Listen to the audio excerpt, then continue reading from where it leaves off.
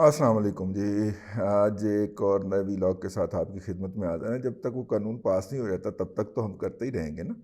तो इस हवाले से जो आज एक ख़बर हमारे माथे पे आके टकराई है, और वो जो ख़बर है वो बड़ी अजीबोगरीब है। और हम जब कहते हैं कि सी पैक के ऊपर फातिहा पढ़ी जा चुकी है, तो बहुत सारे लोग जो हैं इसका मजाक उड़ाते हैं, और बहुत सारे लोग इसके ऊपर बिलीव नहीं करते। तो ये एक और सबूत आ गया जी सी पैक के हवाले से। तो मैंने कहा कि सी पैक के बलीक मुस्तकबिल के हवाले से, बलीक मुस्तकबिल का तो हमें उस वक्त ही पता चल गया था जब जनरल रिटायर्ड आसम सलीम बाजवा साहब ग्वादर तशरीफ़ लेके गए, और उन्होंने जाके वहाँ पे खिताब फरमाया और कौम को ये मुजदा जाँ फ़िज़ा सुनाया कि ये 10 अरब डॉलर से ज़्यादा की इकॉनमी जनरेट करेगा। हमने उसके ऊपर को तबसरा करने से एतराज़ इसलिए किया कि इस तरह की बढ़कें जो हैं इनके आबाओ अजदाद भी बहुत मारा करते थे, और ख़ास तौर पे मुशर्रफ साहब की बढ़कें तो हमने रिपोर्ट भी कर रखी हैं, और आखिरी दिनों में ज़ियाउल हक साहब की बढ़कें भी हम रिपोर्ट किया करते थे उनके आखिरी दिनों में। ठीक है। तो इसलिए हमें अंदाज़ा है कि इस तरह की बढ़कें क्यों मारी जाती हैं, कैसे मारी जाती हैं, कहाँ पे मारी जाती हैं। तो मैं जब उन्होंने ये बढ़क मंगाई, मैं अंदर से कंब गया, मेरा टोटरू कंबना शुरू हो गया। मैं कहा लै भी को काम डलने लगा ही। इसलिए ये वहाँ पे पहुँचे हैं और इन्होंने जाके वहाँ पे खिताब फरमाया। तो फिर आ गई ना जी खालिद मुस्तफ़ा साहब जी, रिपोर्टर हैं दी न्यूज़ इंटरनेशनल के, बड़े सीनियर और पुराने रिपोर्टर हैं। हम एक अदारे में काम भी कर चुके हुए हैं, लेकिन स्टेशन मुख्तलिफ था। तो इसलिए मतलब मैं एक स्टेशन लाहौर स्टेशन में था, वो दूसरे स्टेशन पे थे। तो खालिद मुस्तफ़ा साहब ने ख़बर दी है कि जो सऊदीया ने इन्वेस्टमेंट करनी थी रिफाइनरी के अंदर ग्वादर में, वो उससे जो है वो जिसका मतलब जिसे कहना चाहिए कि वो उसके ऊपर बहुत बड़ा क्वेश्चन मार्क लग गया। अंग्रेज़ी के जर्नलिस्ट ऐसे ही लिखते हैं, और ये क्वेश्चन मार्क लगाया है जी किसी और ने नहीं, बल्कि वज़ीर आज़म के जो मुशीर हैं पेट्रोलियम के, वो बाबर साहब की जगह पे जो आए हैं, आ ये जनाब हज़रत किबला गौहर साहब हैं जी। हैं जी, ये क्या नाम है इनका पूरा, जो वो ताबिश गौहर साहब जो हैं, उन्होंने एक बहुत बड़ा सवालिया निशान लगा दिया। उन्होंने कहा जी वो उधर तो कोई काम नहीं हो रहा। ठीक। और अगर आपको याद हो तो क्राउन प्रिंस जो थे MBS, वो साहब जब पाकिस्तान तशरीफ़ लाए थे और उन्होंने ग्वादर के मुकाम के ऊपर एक रिफाइनरी लगाने का उस वक्त इरादा ज़ाहिर किया था, और MOU साइन हुआ था। और ये यूथिए जो हैं इन्होंने पूरी कौम के दिमाग के अंदर सुराख कर दिए थे कि दिखें कितना बड़ा।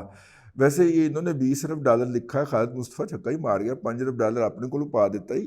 15 बिलियन डॉलर का ना उन्होंने MOU साइन किया था। हाँ हाँ हाँ हाँ हाँ, वो 5 बिलियन डॉलर का 3 बिलियन डॉलर रखने के लिए और 2 बिलियन डॉलर का तेल उधार वो डाल के 20 अरब डॉलर करते थे ना यूथिए जो थे हमारे। तो वो भाईजान वो 3 अरब डॉलर में से 1 अरब डॉलर तो वापस टुर गया, उधार तेल भी बंद हो गया है। तो ये 10 अरब डॉलर की रिफाइनरी थी, ये भी आप लपेट के ना तो अपने रख लें वो पिछले वाली जेब के अंदर। ठीक है, ये भी बंद हो गया जी। और ताबिश गौर साहब ने कह दिया कि वो रिफाइनरी शिफाइनरी कोई नहीं लगनी है, हमें कौम की मशहूरी वास्ते हमने कोई बातशात की थी, तो आप उसको संजीदा ले गए हैं। ये बेसिकली ये ढोल नहीं बज रहा, ये कुछ और चीज़ की निशानदेही कर रहा है। और वो और चीज़ क्या है? वो और चीज़ इस खित्ते के अंदर पूरे एक नए मंजरनामे की निशानदेही करती हुई हमें नज़र आ रही है।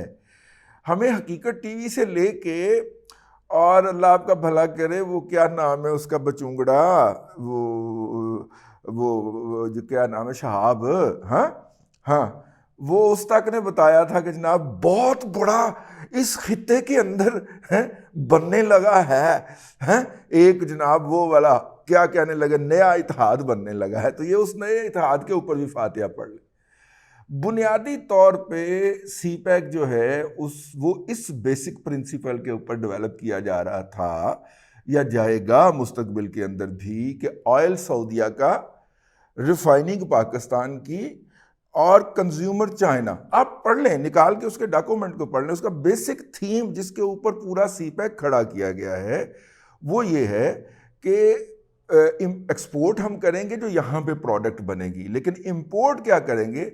इंपोर्ट हम करेंगे सऊदी ऑयल करेंगे। और सऊदी जो हैं वो सीपैक के साथ शुरू दिन से थे, अगरचे ये शोधे अरबी जो हैं, इधर वाले जो है ना, इधर वाले शोधे जिनको उन्होंने मेन स्ट्रीम से निकाल दिया था, तो इन शोधों ने आके फिर दुबई के अंदर जो है वो अब क्या कहें, वो तमाशबीनी के अड्डे खोल दिए हैं। इन शोधों से हट के जो परली तरफ वाले सऊदी अरबी थे ना, वो उनका ख्याल था कि वो पाकिस्तान के साथ रहे हैं हमेशा, स्ट्रेटजिकली भी। अब हमने उनको टांगे मार के, थुकाली सरकार ने भगा दिया ठुडे मार के, लेकिन वो हमेशा पाकिस्तान के साथ स्ट्रेटजिकली रहे। तो उनका ख्याल ये था और कि जनाब तेल हमारा होगा, रिफाइनिंग आपकी होगी, और गनशन जड़ा पैंदा वो तुहाडे मुल्क च ही पवे, हाँ, और बायर इसका चाइना होगा। तो अगर उन्होंने ये कह दिया है कि जनाब यहाँ पे रिफाइनरी नहीं लगने जा रही, तो सोचने की बात ये है कि इसका मतलब है कि वो सीपैक से बैकआउट कर रहे हैं। ठीक है, MBS साहब जो हैं, जिनकी अपनी वैसे, जिनकी अभी पिछले दिनों मुट्ठी चापी करने गए हुए थे ना प्राइम मिनिस्टर साहब भी, और उनको मुसल्लत करने वाले भी बाजमात उनकी मुट्ठी चापी करके आए हैं वहाँ से। तो उन्होंने ये ख्यालात, उन्होंने तो ख्यालात का इजहार नहीं किया, वो इस तरह के ख्यालात का इजहार नहीं करते।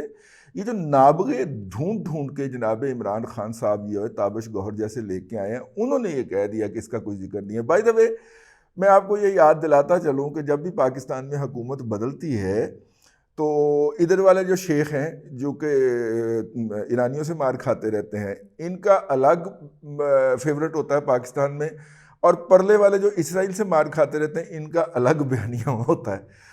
इधर वालों को अच्छे लगते हैं जरदारी साहब पीपल्स पार्टी वाले, ठीक है, या बेनज़ीर भुट्टो साहिबा शहीद मोहतरमा अच्छी लगती थी।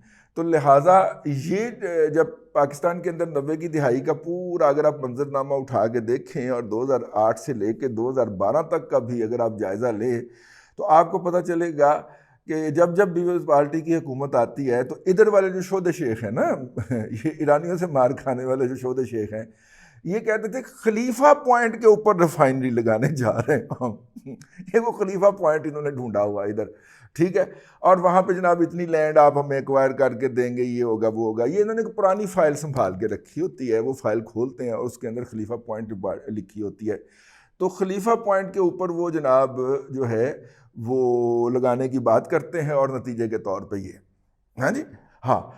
और जब परले शेखों की बारी आती है, इसराइल से कोट खाने वाले शेखों की बारी आती है, तो वो कहते हैं कि गवादर के मुकाम के ऊपर रिफाइनरी लगेगी जब जब उनकी फेवरेट यानी कि Nawaz anti people's party Nawaz Sharif हुकूमत आती है।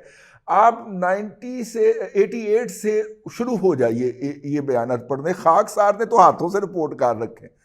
तो वो कहते हैं कि जनाब हम जनाब ग्वादर में जो है वो एक रिफाइनरी लगाएंगे। ये हमेशा से जैसे ही कोई भी पाकिस्तान में हुकूमत बदलती है और नई हुकूमत आती है तो उधर से फिर एक बयान आता है, ठीक है। अब चूंकि वो दोनों आपस में रल गए हैं, इधर वाले ईरानियों से मार खाने वाले शेख भी और परली तरफ इसराइल से मार खाने वाले शेख भी, दोनों चूंकि आपस में रल गए हैं, तो उन्होंने कहा कि बयान एक ही कर लिया जाए। तो लिहाजा परले शेखों ने इस दफ़ा हमें ग्वादर वाली रिफाइनरी से चाँ करवाने का फ़ैसला किया। चाँ कोई नहीं करवाई, वो उन्होंने एक बयान रखा होता है जो मीडिया कंजम्पशन के लिए बयान जारी कर देते हैं, पाकिस्तानी मीडिया में हेडलाइन लगवाने के लिए। अगर कोई हमारा प्राइम मिनिस्टर हो तो उसको वो क्रेडिट मिल के सीना तान के, देखो जनाब कितनी बड़ी इन्वेस्टमेंट मैं लेके आया हूँ, ठीक है, मेरे पाकिस्तानियों देखो कितनी बड़ी मैं इन्वेस्टमेंट लेके आया हूँ। तो और जो है वो उसके नतीजे के अंदर यहाँ पे ज़रा इन हो जाते हैं और ये बात साबित कर लेते हैं कि हमसे ज़्यादा मुखलस आपका इस दुनिया के अंदर कोई नहीं है, और हम यहाँ पे ढोल बजाना शुरू कर देते हैं कि जनाब देखें सऊदी अरब कितना हमारा फ्रेंड है, 3.5 करोड़ की नौकरी दे रखी है बॉबी अंकल को, ठीक है, अगले बॉबी अंकल को भी वो रिसीव करने के लिए तैयार हैं, तलवारें उठा के आओ, ठीक है। बात को लाइट रखा करें, बात बहुत दुख की है, हंस के कर लिया करें, हंस के कर लिया करें, थोड़ी सी मस्खरी कर लिया करें, ताकि ब्रेन, आप जितना मर्जी कहें कि सीरियस होकर बात किया करो, मैं पागल हूँ, जिस दिन मैंने सीरियस होकर बात की उस दिन मेरी दिमाग की नस फट जानी, ठीक है। और मैं कतन अभी जो है वो बेमौत नहीं, वैसे शहीद हो जाए, वैसे कोई दरवाज़ा खोल के आ जाए अंदर और धस कर जाए तो क्या पता है, लेकिन अपने ऊपर मौत क्यों इन्फ्लिक्ट की जाए और मौत का गम क्यों तारी करके पहले ही ज़िंदगी को मौत से बदतर बना दिया जाए। तो ज़रा शाहिद मलिक साहब का उसूल हाथ खेड़ के जनाब जितनी की लाइफ बाकी है, तो वो जनाब शोध शेखों ने हमें जनाब इस हवाले से चाँ करवा दी है और कहा है कि जनाब ये कोई सिलसिला नहीं है। वैसे भी पहले भी मैंने अर्ज़ किया कि उनकी चाँ जो थी वो ऐसे ही अंडरटेकिंग बयान हैं, तसल्ली, वो ये वो सारा कुछ।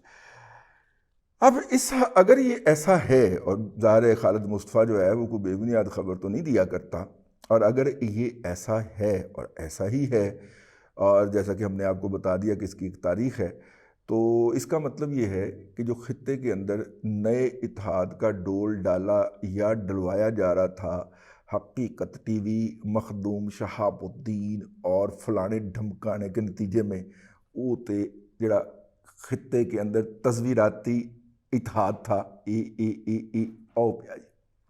ठीक, आज के लिए इतना ही। सीपैक को एक और ब्लो है, और जब से आसम बाजवा साहब वहाँ पे तशरीफ़ लेके गए थे, मैं डर रहा था कि कोई ना कोई बड़ा डिज़ास्टर होने वाला है। It is one of the disasters.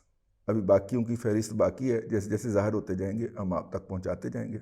अल्लाह आपको आसानियाँ अता करे और आसानियाँ खल्क़े खुदा में तकसीम करने की तौफ़ीक़ अता करे।